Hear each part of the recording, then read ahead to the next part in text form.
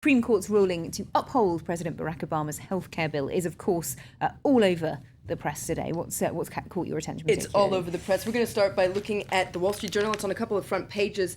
Here you see that Supreme Court upholds Obama's healthcare law, and there you see a photo of backers of the healthcare law celebrating yesterday in front of the Supreme Court building in Washington. It's also on the cover of the International Health Tribune, which keeps it a little bit shorter and sweeter.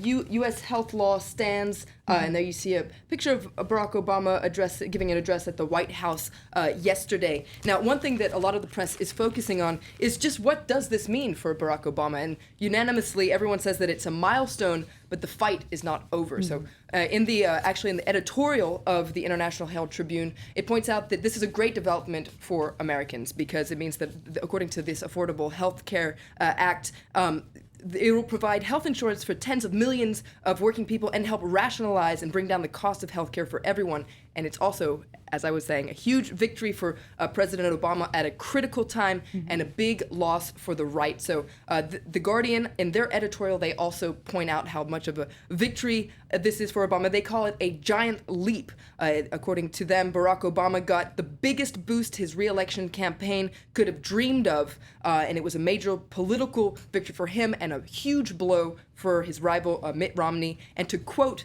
this editorial, they say that Republicans fought tooth and nail all the way through Congress and the courts, and they deserve to feel humiliated. So quite harsh words there for the Republicans. Enjoying their victory there. Absolutely. A little bit, the Guardian, perhaps. But the Guardian does point out, though, that this judgment doesn't spell the end of this bitter political rival, and more than ever, Barack Obama needs to get reelected because the main provisions of the act will be only implemented in 2014. So the pressure is still on. Indeed. And of course, Mitt Romney has said that he will repeal it if he does get in. So, as you say, lots of pressure. But another key aspect that the press is focusing on is the role of Chief Justice Roberts, the kind of kingmaker in all of this, effectively. In the end, he cast the critical vote. Absolutely, and it was a surprise vote for Chief Justice John Roberts, given his past.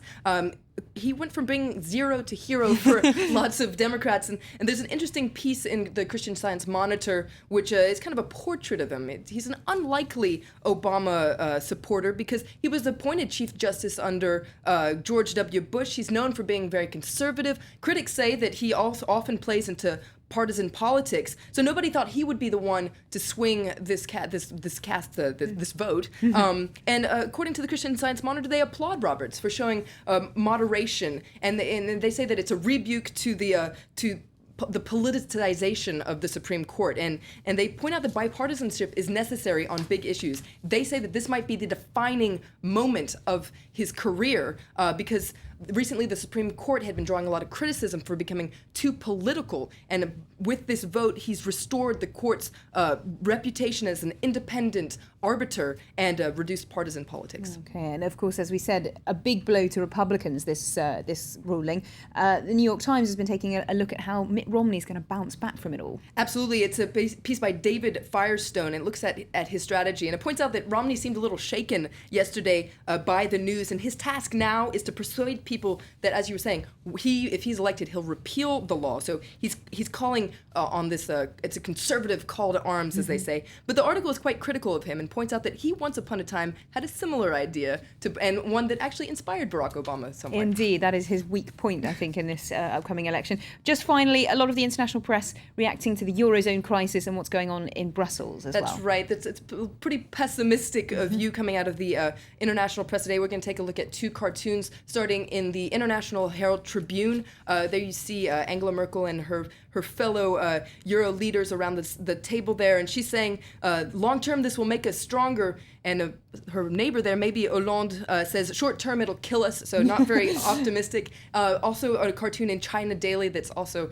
not very optimistic about what these Euro leaders can actually do at this summit. There you see the Eurozone that's portrayed as a very heavy looking ball rolling down a hill and crushing these Euro leaders that are trying to push it back up the hill. So not very optimistic about what they can actually do there. Indeed. Well, we wait to see what comes out of the summit this Friday. Thank you very much indeed, Florence, for that look at today's newspapers.